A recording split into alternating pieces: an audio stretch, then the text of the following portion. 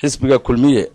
ayaa xaflad ballaaran xalay ugu sameeyay Hotel City Palace ee magaalada Burco xildhibaano iyo taageerayaal cusub oo ku soo biiray xafladan oo ay ka soo qayb galeen mas'uuliyiinta xisbiga kulmiye cuqaal waxgarad siyaasiyiin iyo marti sharaf kala duwan ayaa ugu horreyn halkaasi ka hadlay gudoomiyaha xisbiga kulmiye ee gobolka Togdheer Sahal Aadan kaasoo sheegay inay si weyn u soo dhaweynayaan taageerayaashan ku soo biiray xildhibaanada iyo beeshaba waxaanu leenahay xisbigu waa xisbigiinii awalna waa ka tirsanaydeen sida beeshu ay garatay ayaanu annana la qaadanay sida go'aansateen ka xildhibaan ahaan baanu annana idin la qaadanay waa idin soo dhaweynaynaa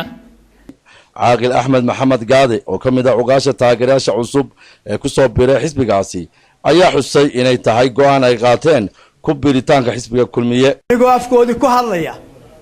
beesha reer Benin ama Gaashaanbur Axmed Faarax labada xildhibaan Maxamed Muraad Cabdi iyo Siciid Axmed Maxamed Raage haddii aanu taageerayaashoodii nahay waxaanu halkan ka cadaynaynaa inaanu ku biiray xisbi weynaha qaranka hogaaminaya ee wadaniga ah kulmiye General Xasan Salim oo siyaasi rugcadaaya oo ka hadlay xafladaasi ayaa u mahad celiyay taageerayaasha ku soo biiray xisbiga gudoomiyaha ururka haweenka Now ee gobolka Togdheer ayaa soo dhaweysay talaabadan deeqa weydaar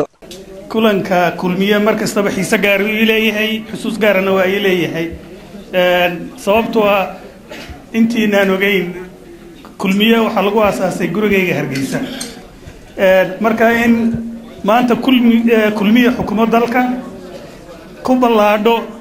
heer degaan iyo heer gobol iyo heer kastaba farxad gaar ayay tahay maanta igala soo qayb galeen kulmiye oo ku soo biireen aad ay farxad iigu tahay waayo waxa weeyaan baalashaydii aan ku duulayay markii hore dhinacaygu wuu madhnaa laakiin maanta dhinacayga buuxa alxamdulillaah rabbil caalamiin sidoo kale Maxamed Yuusuf Muraad oo ah maayirka cusub ee maanta loo doortay degmada Burco iyo xildhibaan Siciid Raage oo kamid ah xildhibaanadii ka soo baxay urur siyaasadeedka Rais ayaa iyaguna xafladaasi kaga dhawaaqay inay ku biireen xisbiga kulmiye waxa aan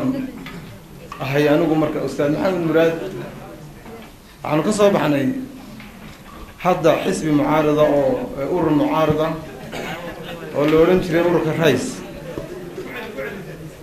waxa uu kamid ahaa maqyaasan marka la qiyaasay ururadii aan soo bixin oo aan xisbiga qaranka u soo gudbin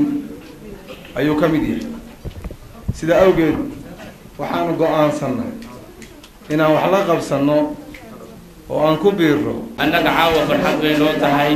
annagoo xil hayna oo mas'uuliyad hayna ayaanu ku soo biiraynaa xisbi weynaha kulmiye taasoo aan u dooranay markaanu aragnay ururkii siyaasadeedkii Rais natiijadiisu inaanu ku soo biirayn xisbiyada qaranka waxaan idiin sheegayaa annagu maanta kulmiye ma noqon mar walba waxaanu ahayn kulmiye qoyskaygana dhinac walba wuxuu ka yahay kulmiye xafladan oo ay si weyn loo soo agaasimay kana soo qayb galeen xubno badan oo miisaan culus ku leh gobolka Togdheer ayaa waxa halkaasi ka hadlay Basha Muuse oo kamid ah xildhibaanadii hore ee golaha deegaanka Burco Faarax Xarigle oo kamid ah madaxda xisbiga kulmiye cuqaal waxgarad iyo xubno kale kuwaas oo dhamaantood hadallo kala duwan ka jeediyay xafladaasi